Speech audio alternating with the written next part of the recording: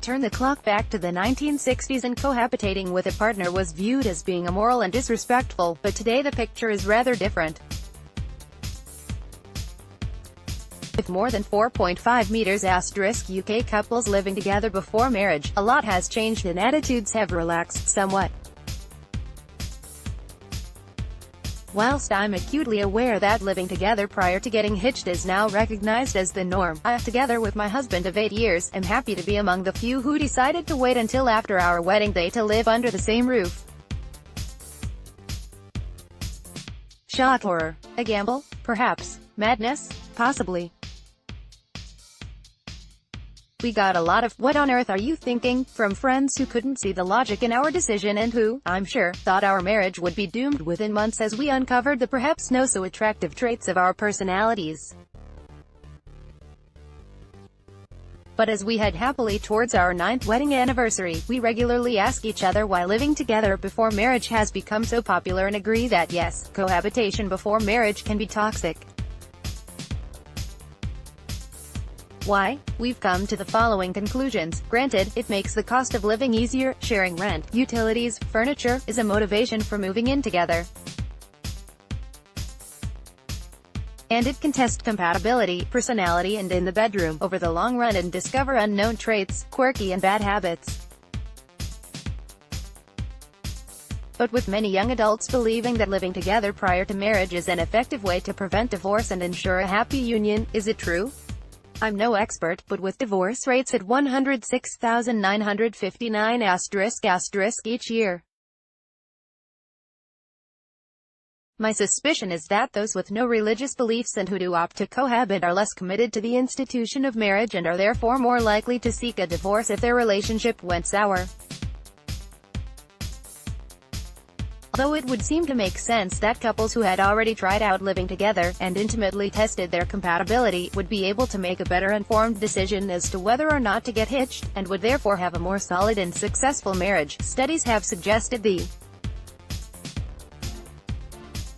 very opposite outcome, that cohabitation prior to marriage is linked to a higher chance of divorce. There are clearly pros and cons for both. For us, however, it works, and I would urge all young couples to consider the decision before rushing into living under the same roof. Of course, my friends questioned if our marriage would really work, but I firmly believe that if you have spent time whilst dating building good foundations for marriage, finding out about their values and personality, then you can see past some of those things and find ways to discuss them when they come up. For us, the benefits were clear: the chance to get to know each other better without the daily pressures of bills to pay, the excitement of dating. When you live apart, the dating is more exciting. There's nothing more exciting than the butterflies you get when you are waiting for your partner to pick you up for your date, and the kiss on the doorstep when he drops you home again.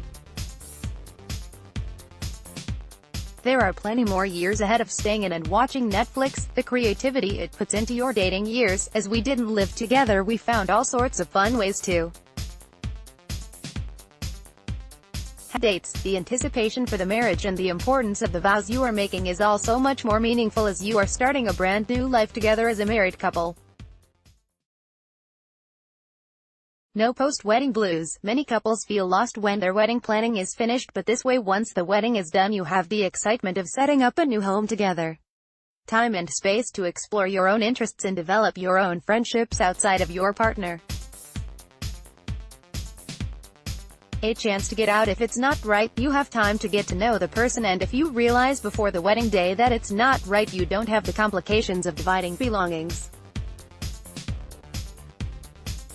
A shorter engagement. In general, when you live apart, you have a shorter engagement period. The excitement of living together once that proposal has happened is huge, so you will move mountains to get that wedding planned within a year, rather than waiting longer. There are no guarantees that living together before marriage will ensure for a successful relationship, and the same can be said for those who decide not to live together. Having the same beliefs, patience and values is at the core of any great marriage, and so too is some give and take. As a non-marriage expert, I believe that there is still a place for living apart in today's day and age, and young people should not view it as old-fashioned or out of date. *ons